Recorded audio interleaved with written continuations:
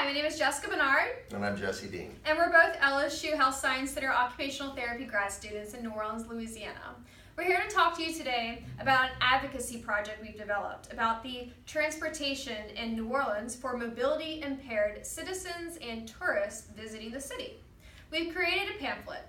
Our pamphlet will provide resources, information, and advocacy resources as well for your trip to New Orleans, or if you're a citizen here, ways that you can traverse the city more easily. Now, we're going to go over a few things that we found that make your trip to New Orleans easier. For example, we have accessible streetcar lines called the red streetcar lines. They are accessible for power wheelchairs. They lower down and you can ride into the streetcar and go to City Park, to the river, and to various parts around New Orleans. However, there's an exception. One streetcar line, this green streetcar line, is not ADA accessible. We have buses that go along the same route that are ADA accessible. Also, we have many accessible sites that you can sightsee in New Orleans. We found the New Orleans Museum of Art as very accessible, the sculpture garden around the New Orleans Museum of Art, the Aquarium of the Americas, the Storyland Children's Theme Park in the City Park, Audubon Zoo, the Riverwalk Outlet Center for shopping, and Harris Casino. Now Jesse will talk to you about a few other things that we found during our survey of transportation resources in the city.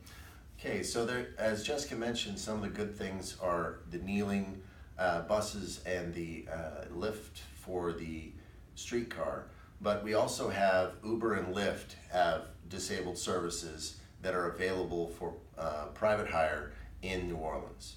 According to the mayor's website, we also have ADA accessible transportation through cabs. However, after calling around to local hotels, we had difficulty finding resources that would direct us to ADA compliant cabs. Most of the valets or the Hotel concierge told us that essentially they would just physically pick the person up, put them in the cab, and then load the wheelchair into the trunk.